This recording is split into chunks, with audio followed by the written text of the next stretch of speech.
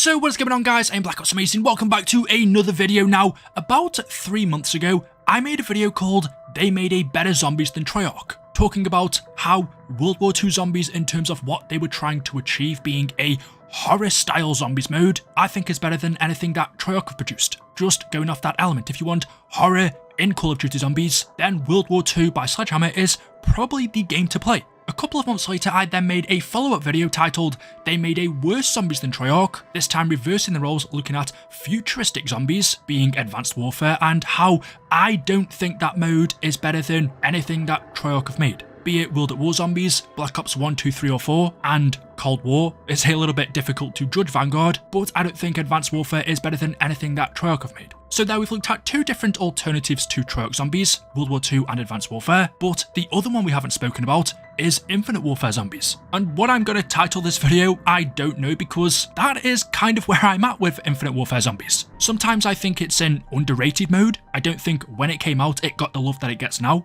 I think it's better than some of Treyarch Zombies games. I also think it's worse than some of Treyarch Zombies games. It's not the best one out there, but it's definitely not the worst. So it's difficult to describe this for a YouTube title, but if I had to give it one word, I suppose I would say underrated. It wasn't appreciated because Infinite Warfare Zombies, as the years have gone on, is something that I wish I could relive again. I would have loved for a follow-up of this in Modern Warfare 2. Instead of having Spec Ops or DMZ, having a sequel to Infinite Warfare Zombies, for me, would have been so much better. But that's not going to happen. We know the reason why zombies didn't return in Modern Warfare 2. It was at once a concept back in 2019, but Activision didn't feel that zombies would fit the realistic modern setting of the Modern Warfare games. They didn't want a zombies mode to take away from what they were trying to achieve, which personally I can't understand, because whilst yes, maybe zombies does fit the futuristic setting a lot more, it goes with a game like Advanced Warfare or Infinite Warfare Zombies, which are more out there, whereas the Modern Warfare series is more grounded. You could say the same for the Black Ops games. The 90s, the 80s, the Cold War era is no less realistic than what the modern setting is. But it seems like they just didn't want zombies to be associated with the Modern Warfare games, even though we've had it in Warzone, but I can't see a zombies mode returning anytime in an Infinite Warfare game.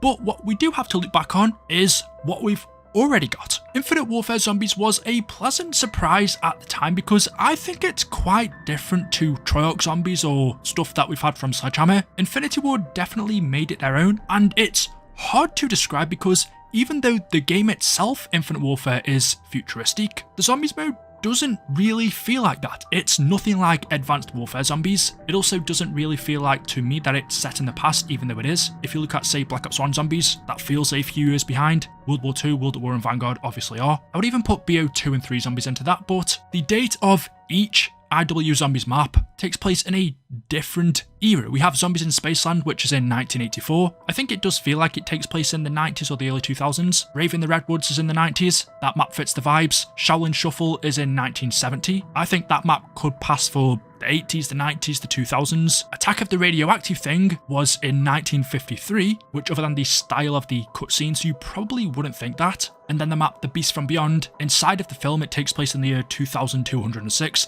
But outside, well, we don't know the date. And so the fact that each and every map is in a different time, combined with a load of other things which I'm about to explain, I think made this the most unique zombies experience we've had. Zombies in Spaceland was our first map on disc on day one, taking place, as the name implies, in a Spaceland theme park in America, where we play as 4 different characters who are Andre, Poindexter, Sally, and AJ. The main characters that you play as is always one of the main aspects of a COD Zombies mode. We've seen that with Black Ops Cold War and Vanguard. Having a main set cast that you can get into and enjoy playing as is extremely important, so I think they did a great job because these characters are fun, but at the same time they're not super annoying. The map features brand new mechanics such as the arcade machines like Ghost and Skulls, the Forge freezer for you to buy at the arcade, and David Hasselhoff, who was the DJ. It did contain a lot of classic elements as well though, that we've seen in Treyarch Zombies since they're the ones who started this, such as buildables and Easter eggs. The buildables that we had was super fun, such as Neil or the N31L. Basically, he was the robot that would give you challenges and when you complete them,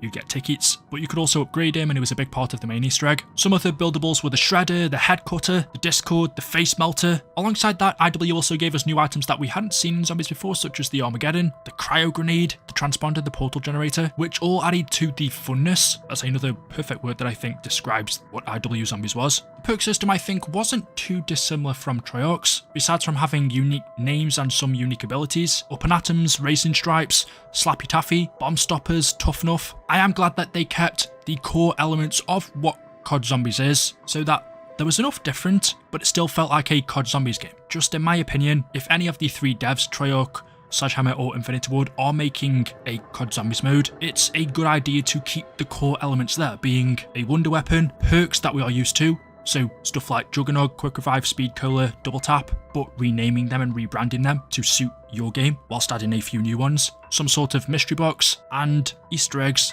and a story. I think those are the core elements that make up a Zombies mode, and Infinity Ward did a perfect job of that, but adding their own twist to everything. And the map itself, the most important thing, was very, very fun. When I first played it, I thought it was quite difficult and confusing, but the more you get used to it, as with everything, it becomes fine. The one thing I would say is, as far as the enemies goes, we had the normal zombies, the brutes, the clowns. If I could get rid of one thing, I think those clowns have got to go. But yeah, it was great, and the alien boss fight at the end, it makes me wish I played it more than I did, back when it was new and exciting and we didn't really know what to expect. And I think Spaceland was a brilliant setup for everything that we were to see as this game's life cycle went on, as we got DLC 1 and 2, etc. The next map they gave us was Rave in the Redwoods. I know a lot of people weren't too keen on it when it came out, but it's such a cool map to look at, with having Rave Vision. When that was on, you'd also see the Slasher, who would stalk you kind of like George or the Astronaut. You can see where Infinity Ward got their inspiration from for this map, being Jason and Halloween. I don't quite think it was as good as Spaceland, but it was good enough to be DLC 1. Next up we had Shaolin Shuffle, just for me, my least favourite map on the game. Still wasn't bad, and then DLC 3 was Attack of the Radioactive Thing,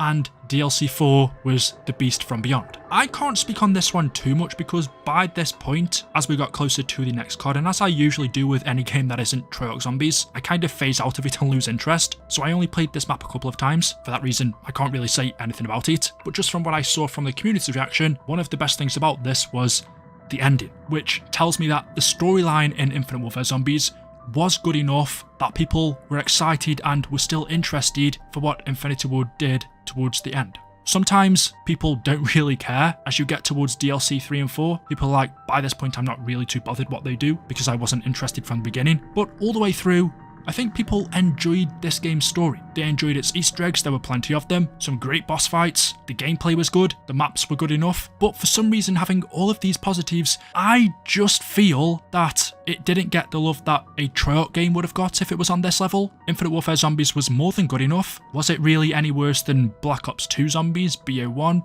BO4 Zombies, World at War Zombies? You could argue yes, you could argue no. Even if Infinite Warfare Zombies was worse, I don't think it was that much worse. If this was made by Treyarch, I think it would have gotten so much more appreciation. There would have been so many more people interested, so many more people playing it and talking about it. But just because it wasn't Treyarch's, it didn't get, perhaps, the love it should have. Now it does, now that it's over, now that we can look back and appreciate it, but at the time it didn't, and I think simply the reason for that is because it didn't have that Treyarch symbol on it, which is a shame, but that's also the same for a lot of things. That to me is what Infinite Warfare Zombies was. Because it wasn't Treyarch's, it didn't get the love that it should have. And maybe that's part of the reason why it never got a sequel. But yeah, there we go. Let me know your thoughts in the comment section below. As always, hopefully if you enjoyed the video today, if you have, drop a like rating. Make sure you are subscribed to stay up to date with the latest videos on the channel. Thank you all for watching, and I will see you in the next one. Until then, goodbye.